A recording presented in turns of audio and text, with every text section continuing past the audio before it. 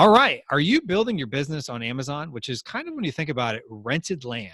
One of the things we got to think about is that when we're playing in someone else's sandbox, we got to play by their rules, and we also got to play nice with the other people in the sandbox, so to speak. So I'm super excited today to have with me an expert on how to play in the sandbox, both with the other sellers in the sandbox, so to speak, and how to interact with that sandbox so that you don't get kicked out. Anyway, so I'm pleased to announce that I have here with me Cynthia Stine from eGrowth Partners. Cynthia, so I'm so excited that you're here today. Thank you. It's nice to be here again, Kevin. Yes, yes, thank you. And you were on Maximizing E-commerce about a year ago, and I'll make sure that we link to the that episode in the show notes, as well as if anyone's watching this on YouTube. For anyone watching on YouTube, it'll be in the description down below. So, just to refresh people's memories, tell us a little bit about yourself and how you got into the whole Amazon game. Well, I'm a business consultant, and I was a seller. Well, I still am, I guess, but I'm a small seller. But I started selling on Amazon in 2010, and I, along the way, I wrote a book about it. I started the blog, and I started consulting with other sellers. And in 2015, I put out on my blog, hey, if you get suspended, I can help you, because I had done a few for my clients. And I, at that same time, coincidentally, Amazon was making a major change to their algorithm. And so suddenly sellers were getting suspended all over the place. And it was like, it was a tidal wave. And so that's when I started building, eGrowth Partners. So it went from just me to where we are today, which is between 25 and 30 people. We did that in less than a year, which is crazy. Oh, wow. Yeah. And so along the way, we've learned a lot about Amazon. We've shared a lot about Amazon. I wrote my book, Suspension Prevention, in 2015 to tell sellers what the heck was going on in their world and why was Amazon suddenly, suspending people. And at that time, we were focused on what does Amazon want? How do you please Amazon? And that's somewhat of what we talked about last year. And since last year, there's been a huge shift to now having to deal with other competitors in the space. So, I mean, of course, as sellers, we've always dealt with competitors, but what I'm talking about is bad behavior on behalf of your competitors, taking other sellers down, filing false claims, using tricks, dirty seller tricks, to get rid of the competition. And so we've, this last year, just spent a ton of time really helping sellers, get back on the platform, and also trying to explain to Amazon what just happened, that it wasn't necessarily our client's fault and that they were attacked. And that is a hard sell. So I have to tell you, this last year has been really tough. Which is why I'm currently working on my third book about Amazon, Dirty Seller Tricks. So I hope to have that come out by the end of the year. And I'm trying to, to explain to the community, here's the tricks that they do, and here's how to spot it if it's happening in your account. Because a lot of our clients that come to us, they're really bewildered. Why does Amazon think I'm doing this? What's happening here? Why is this suddenly appearing, in my account? And I can tell them, oh, okay, that's a dirty seller trick. Here's what your competitor did, right? But most of them they're just caught by surprise. And so my goal is to help people not be surprised and to detect what's going on sooner so they can do something about it, hopefully before they're suspended. I'll give you an example. We have a client who noticed all of a sudden he had a whole bunch of 5-star reviews, which is great, right? Who doesn't love that? Oh, yeah, we all do. Right? But they were written in a way that they were obviously fake. You had some bad English, you had some weird trigger keyword, all this stuff. They were fake. And so he was afraid that Amazon would think that he had paid someone to write those and suspend them.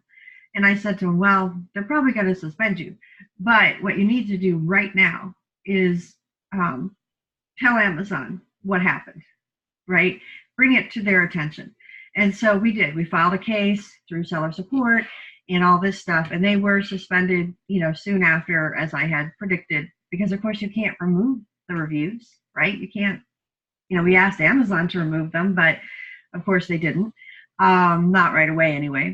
And so, but at least when they were suspended for review manipulation, we could say, hey, look, we told you, right? This is not us. Mm-hmm. And that helped a lot because they were able to get back quickly because Amazon could see, oh, okay, this was not them. But imagine if they hadn't caught it, if they hadn't seen it on their account, and then they got suspended, and then they go back and find these obviously fake reviews, and then they're trying to tell Amazon, but no, we didn't do it, right? It wasn't us. And Amazon's like, yeah, sure, it wasn't you, it was the dirty seller, right? Okay.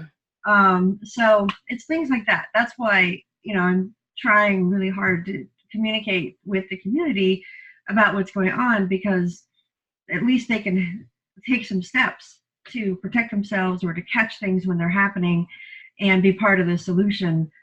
Because otherwise it can be really hard to get Amazon to hear what you're saying. Well, yeah, because that's so counterintuitive. Like, why would Amazon think that someone is going to add fake reviews onto another seller's listing? But like, it's to kind of to take them down. So why don't we go back in a little bit? So I guess to help put some context behind this, you're always well known, and I've been following you for years now, ever since I started selling, in the how to keep your account safe.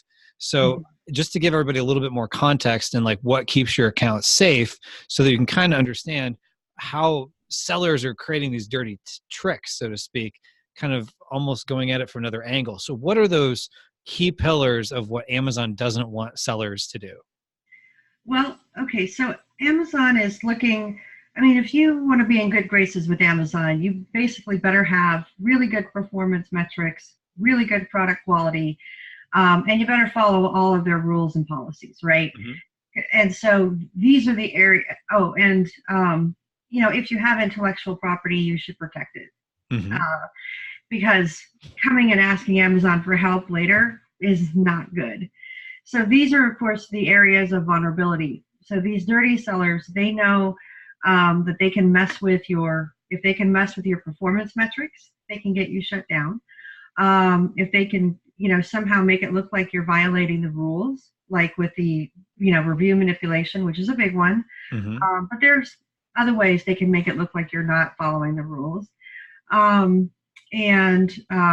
So violating a policy is a way to get you taken down. And then they can also do things with intellectual property. Like I was just stunned with one of our clients who came to us, who was the brand owner. He owned this particular brand, and he had just gotten kicked off his own listings by the so-called brand owner. And what had happened was this, he had not, how did he do it? He had not registered his brand. So he did not use brand registry, Mm-hmm. and he had not registered his brand in the USPTO. So he'd had this brand for a long time, but it was common law trademark, right? It wasn't USPTO. Okay. And so what the bad actor did was they went and registered his trademark in the USPTO, which was still a lie.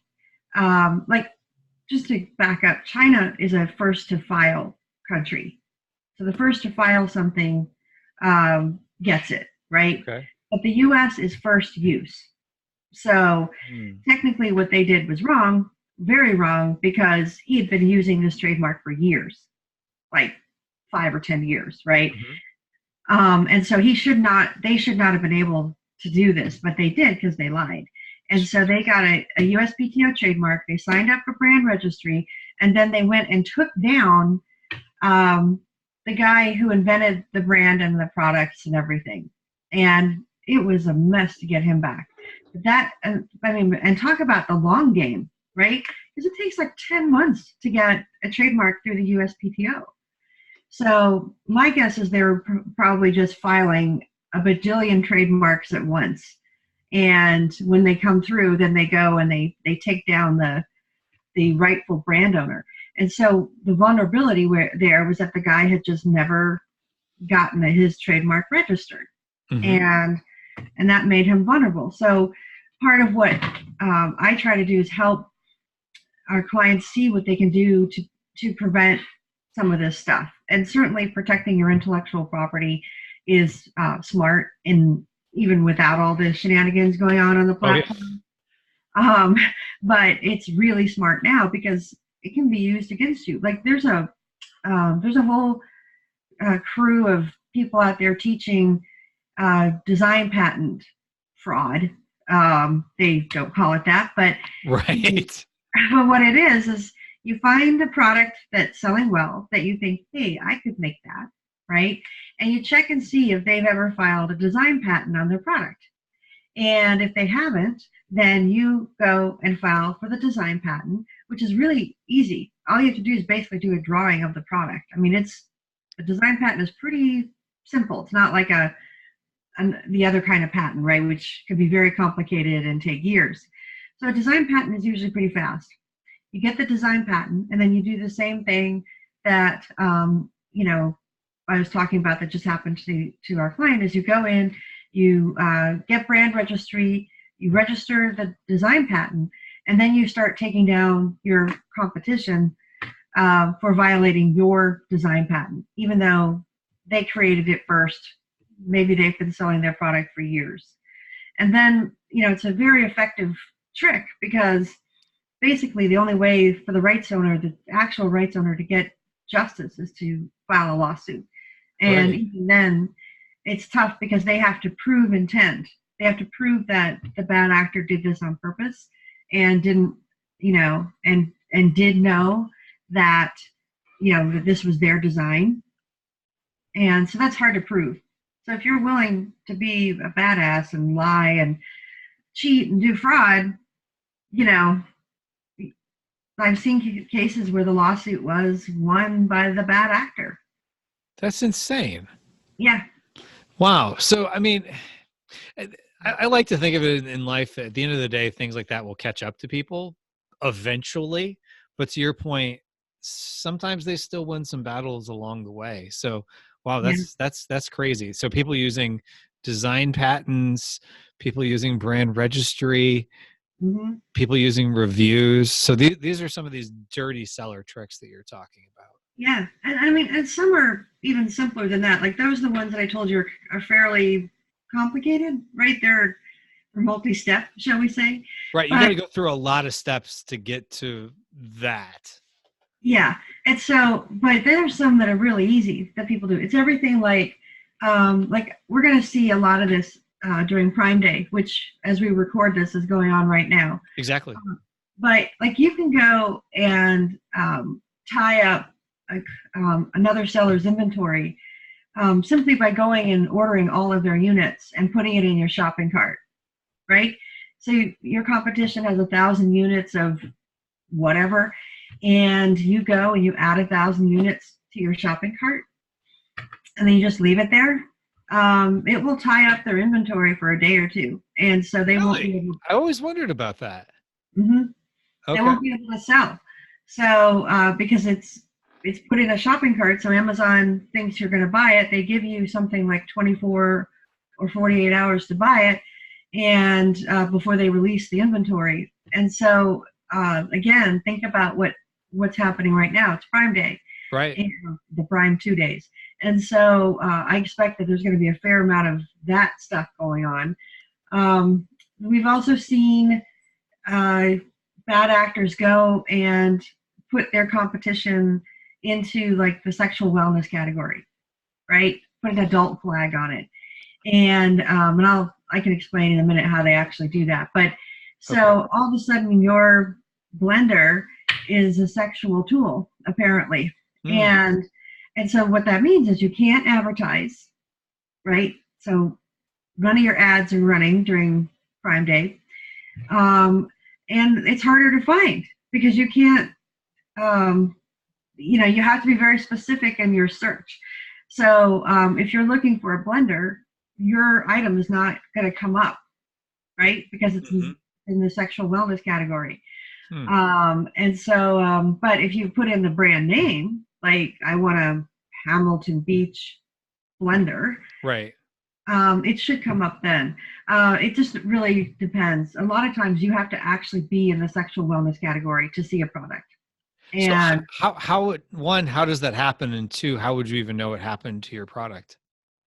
well, for one thing, your ads aren't running, Uh-huh. and you might be thinking, and your sales may drop like a stone. Right. And you're like, what the? And so you go out and you look, and you're like, oh my god, I have this adult flag on my product.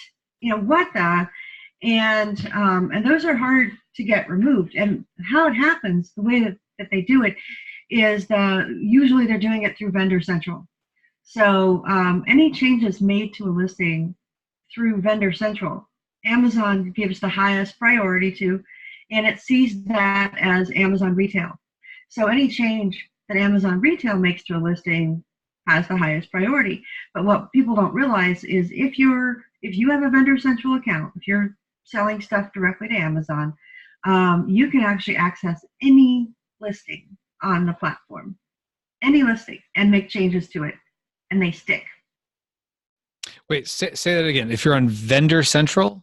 hmm So most of us who sell are third-party sellers, right? We're Uh-huh. on Seller Central, Right. but Vendor Central is all of the people who sell directly to Amazon. Right. You buy something and you're buying it from Amazon, quote Uh-huh. unquote, Right. you might be buying it from Amazon, but most likely it's actually Amazon is getting their inventory from a third party like us, like Mhm. a wholesaler or distributor.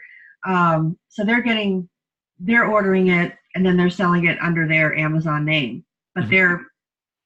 they're not sourcing it directly. Right. And so anybody who they're trying, right? That's what they're moving towards, is only buying directly from the brands. But right now they buy from distributors and wholesalers, especially for products they can't get. And so if you have a Vendor Central account, which means you're selling it to Amazon, they take care of the advertising and the marketing and the pricing. You just sell it to them like any other, wholesale deal. They Uh-huh. pay you like 60 days later. They pay you for the entire order that they purchased. So if they bought 1,000 units, they pay you for 1,000 units, and then those units are theirs, and they do whatever they want. They market it, Right. sell it, whatever. So, but anyone who has access to a Vendor Central account can make any listing change across the platform, and it Even if sticks. it's not their product? That's right. Any listing. It is a huge and well-known loophole and problem in Vendor Central that we've known about this for years and they haven't fixed it. Oh my gosh. Now they recently announced that they are merging Vendor Central with Brand Registry, and so Mhm. it should be actually any day now because they announced this about 2 months ago. But Hmm. my hope is that, okay, by doing that, that people will only be able to make changes to their own brand and not anybody else. I hope they close the loophole. But Right. right now, that loophole is wide open.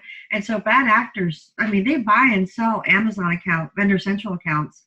Mhm. They'll pay 25, 30,000 or more just to have just to have access to Vendor Central. And then the whole purpose is to get in there and to do bad things.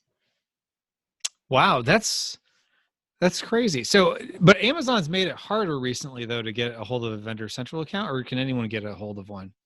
Well, they're usually by invitation only. So what's happening is either one of two things. One, they're buying a company that has a Vendor Central account already, or they're really black hat and they're having someone at Amazon make one for them. They're bribing an internal person to make one for them. And I've seen I've seen the list. I've seen the black market list. It costs about $25,000. Somebody from Amazon will set up your Vendor Central account for you, and you're in. Oh my gosh. Yeah. That's crazy. Yes. Wow. Um, yeah. So, and there is a lot of corruption out there. Amazon is definitely part of the problem. Just like this problem of being able to go into Vendor Central and change any listing, even the listing that's brand registered. Retail trumps brand registry. Retail trumps third party. And so it's a mess to clean up. I mean, eventually you can get it straightened out, right? But it could take days to get it worked out where you get your listing back. And and all that time while you're down, they're selling, right? Hmm. So I hope, like I said, they're closing the loophole with the move to merging Vendor Central and Brand Registry. And they also announced that they're going to be kicking a lot of people out of Vendor Central, and that they want to buy directly from the brands. So maybe this will fix the problem. I'm optimistic. We'll see. But there's still just a lot of bad behavior, and Amazon could fix things, and they're not. Okay. Right? So it sounds like Amazon knows some of these things are a problem. And the challenge with Amazon is they've gotten to be a very large company, and having worked at big companies before, things take a while to resolve themselves. But eventually they kind of do. But sometimes you can't necessarily depend on that.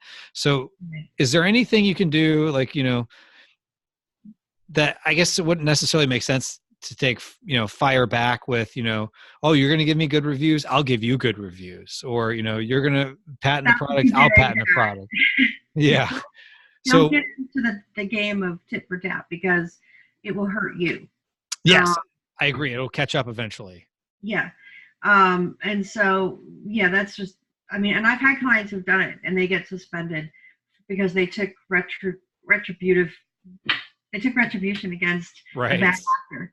And then they were the ones who were punished. The bad actor still got away with it. Hmm. We were able to get our client back because he admitted what he had done and he was sorry, and stuff like that. But no, that's not the right way to go. But what you need to do, as a seller, is to really be aware of what's going on in your account, and so you can catch things early. Like if you're looking at your reviews every week, at least once a week, then you won't be caught necessarily by surprise. If you're looking at your returns, so a lot of times, what a bad actor might do if they're trying to take down one of your listings is they may buy a couple of units of that listing, and then they're going to write a really bad review, and they might send you an email. They might give you a bad seller review as well, and they're going to use as many keywords, algorithm trigger keywords, as they can. So they Mm. might say, oh, this is fake. It's obviously counterfeit. I put the lotion on my hand and I got third-degree burns. I mean, I've seen some pretty ridiculous things, but the thing is, they know that this stuff will get that listing shut down. Hmm. Whether it's for safety or inauthentic or counterfeit, or and so they just, all they want to do is get you down for a while so they can build their product up. Right. And so you come back after being out for a week or whatever, and they're in the number one spot. Wasn't that convenient for them? Yes. Yes. And some of the other tricks that they do that, again, sort of exploit an Amazon loophole. This one is called brushing. And what they're basically doing is they're finding an old defunct listing that, has a lot of good reviews, lots of positive reviews, but maybe isn't selling anymore, right? Mhm. And then they're merging that old product with their new product, and it doesn't have to be related in any way. I mean, so they're merging these products. So all of a sudden, their new product now has, 1,000 positive reviews. This is how a seller can come to the platform, be selling for like a couple of months or less, and have 1,000 reviews on their product. Because maybe they're looking at like iPhone 3 cases or something like that, and they stole the listing. Yeah, Wow. yeah, they stole the listing, and then they put whatever their product is in there. Changed, they merged it so they have their picture, their product, and they'll usually work to hustle to get a few reviews for the actual product, Hmm. so that when you look at the reviews, at least you see a few for the actual product, and those are usually paid for, by the way, and Hmm. they're fake reviews, but they get them there, and then most people don't scroll down far enough to see that this used to be a cat toy. Um, Right. My cat Fluffy loves this. You're like, Right. wow. So this is supposed to be a kitchen appliance. Mhm. So that's that really is frustrating to honest sellers because they're getting their reviews the right way and they're following Amazon's rules. And then these guys come up, they pop up overnight. They have thousands of reviews. They're suddenly in the number one spot. And it seems like Amazon won't stop them. And that's, it's frustrating. We turn these guys in all the time for our clients. We're constantly turning them in, but it doesn't mean that Amazon acts on them. Even when it's super obvious, like the cat toy, it's like, Right. look, if you read all the reviews from page 2 down Right. on, this used to be a cat toy. There are pictures of people's cats playing with this toy. Right. And, And and you know, Amazon should have the history of, the updates to the listing. well, that's right. I mean, frankly, they shouldn't allow the merge. And Right. but they do. So Do they have a rationale as to why they would allow that? no, I mean, there's The there. guys down the hall are supposed to decide, and they're both pointing at each other. I mean, the reason they have the merge function is obviously because sometimes people will create multiple listings for the same product, right? Oh, gotcha. Uh-huh. And so that's why the merge function exists. And then Amazon will do merging itself as part of its catalog cleanup. It'll be like, we have determined that this product is the same as this product and merge them. And that's fine. But that's why the function exists. But Mhm. why people are getting away with using it this way, that's the part I don't understand. Because Right. we report it.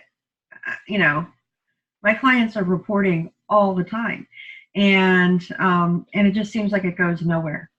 It's like it goes off into the black void, the black box of Amazon. And so sometimes Amazon will act on something we send them, and other times they won't. And sometimes it depends. I mean, this seller may have protection, right? They may be being protected by someone inside. Um, so there's a lot that goes on, and there's a lot that Amazon itself could do to fix this problem on the platform. And that's part of why I'm writing this next book, because I want Amazon to be aware of what the vulnerabilities are and to go fix them, Mhm. and writing the book will put pressure on them to act sooner rather than later, because this is a big issue for the seller community. It's Oh, yeah. just happening. Like when I first started doing this business, people often said to me, "Oh, I think it's a competitor that's doing this to me," and I'd be like, "We'll see." And usually it wasn't. I'd be like, "No, it's really you, man. Look, right here. This is why Amazon took you down, right?" But and so maybe like a couple of times a year, I saw, yeah, it really was a bad actor. Hmm. Now every week we get clients, and there's definitely a bad actor going after them. It's accelerated tremendously. Sometimes we'll get multiple clients a day that have been taken down by the same seller, who's taken out his competition. Hmm. And um, so it's bad. Amazon needs to do something about it. And like I said, some of the tricks are simple, right? Tie up their inventory for a couple of days, and then some of them are very complex. And these guys are willing to do deeply complex things to get what they want. The money is there for them, and that's why it's worth it. So that's what people need to understand. And then the other thing is there's all these black market lists, and uh, you can buy them from a broker, I guess. He or she is the one who has the contact at Amazon, right? But they have these lists of all kinds of information that you can get directly from Amazon about your competition, about your category, about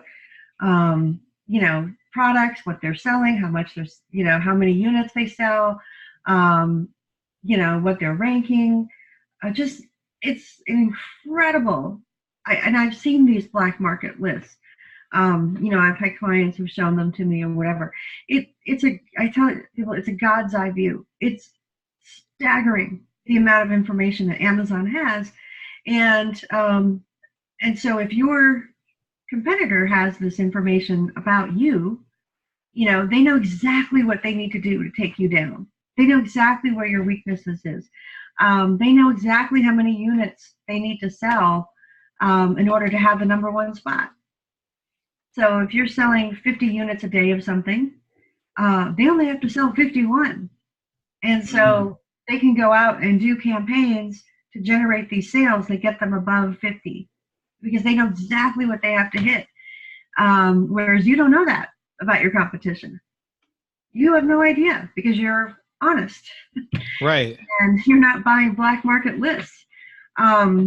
And are these black market lists, and I don't mean to make anything that sounds like an accusation, but are they coming internally from Amazon? Like where, yeah. who? Oh yeah, that's what I'm saying. There's they're bought from somebody at Amazon. So this is data direct. It's not a hack, I guess, is what it is. Right. It's not like a tool that found something in the API that's available.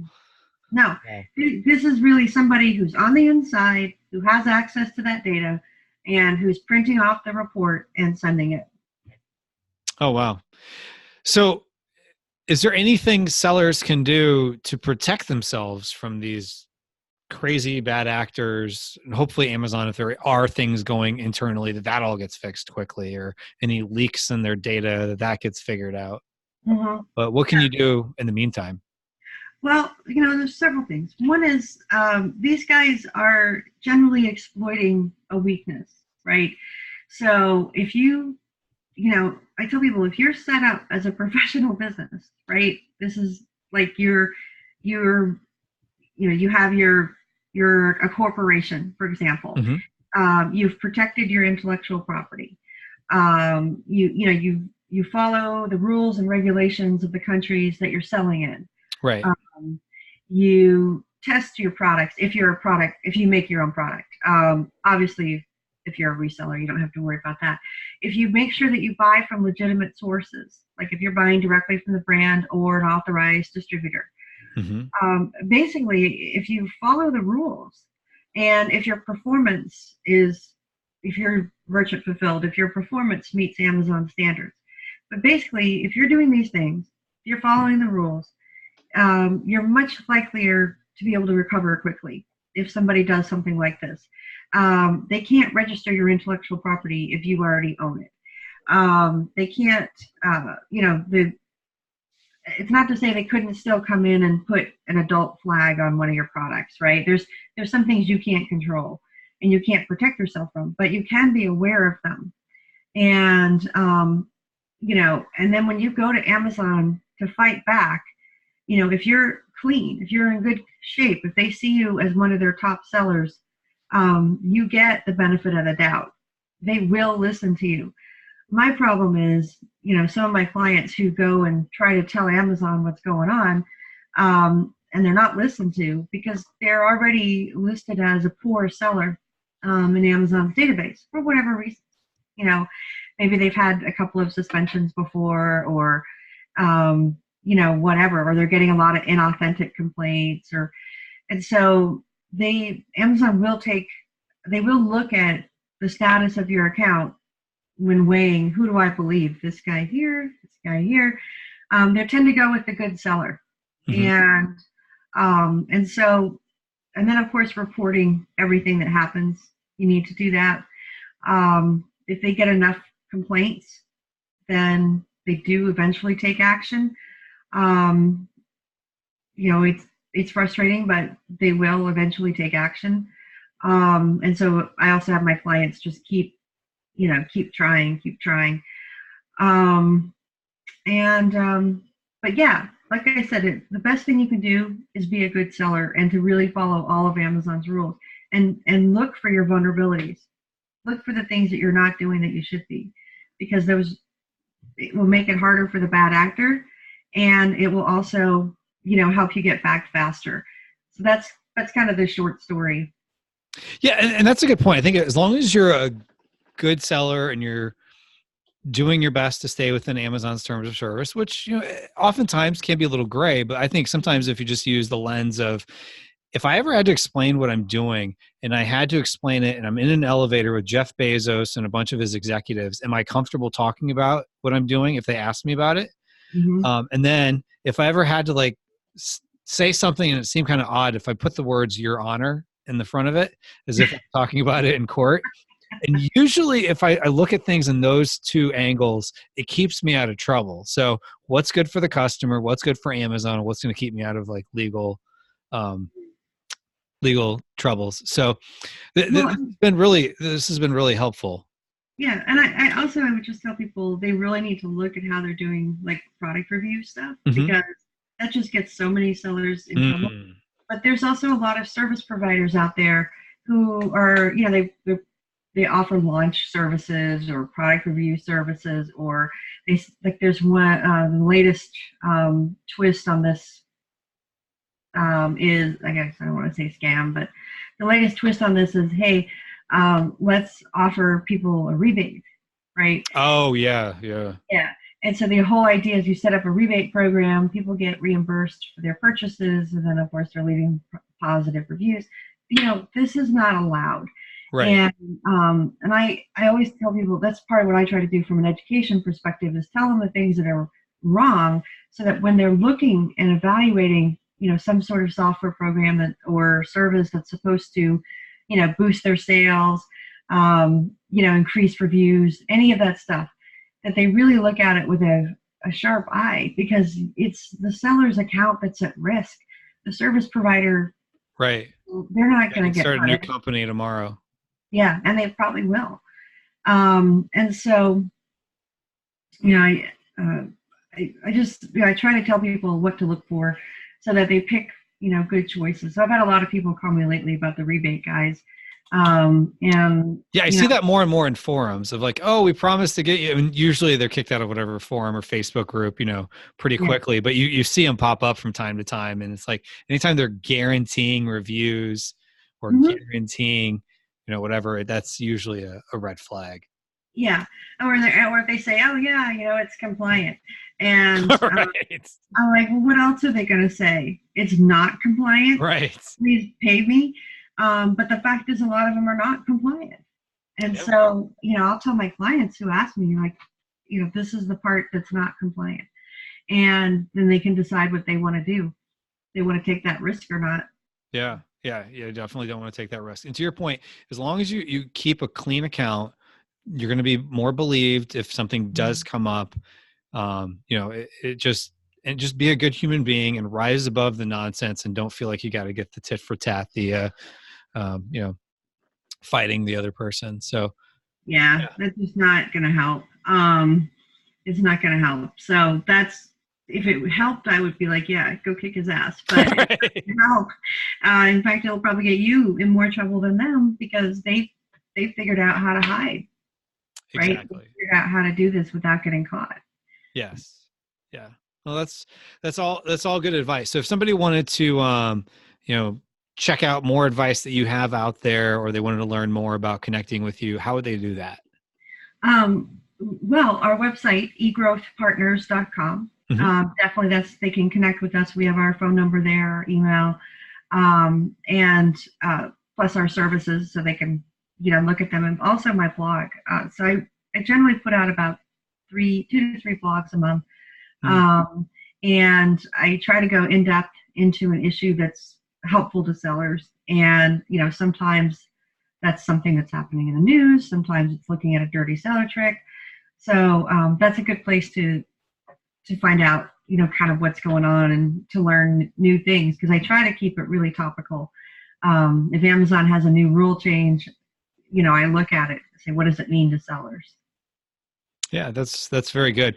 And it's always helpful information. That's one thing I've always admired about you is that you put out good, helpful information, and definitely very much value first. So I know you're coming out with your new book. You said it's going to be called Dirty Dirty seller Seller tricks. Tricks. All right, and I'm looking forward to that because I'm an owner of it's Suspension Prevention, your first book. And I found that to be helpful. And I think sometimes it's just, knowing what's out there and what people are doing also helps steer you into what direction not to go. So, Mhm. but it's crazy how people are getting to be more and more bold in some of the things they're doing. But just knowing what's out there, I think sometimes just helps you stay above board on that stuff and also not get sucked into it. So I'm definitely looking forward to when your book comes out. Okay, good. Well, I'll make sure you get a copy. Oh, awesome. Thank you. Thank you. Thank you. And then is it it'll be available, I'm assuming, on Amazon. Of course. It'll be on Amazon, and then I'll sell the Kindle version myself. So Oh, great. that's what I've done with my past two books. So the soft cover is on Amazon for those who want to hold a physical book, and then they can buy the Kindle version from me. Okay, awesome, awesome. Well, thank you so much, Cynthia, for again sharing your wealth of knowledge, and you see some interesting cases that come through, and so being willing to share that to help other people. I really appreciate that. Absolutely. And yeah, I never have a dull day. I could only imagine. I could only imagine. All Awesome. right. Thanks, Cynthia. Thank you, Kevin.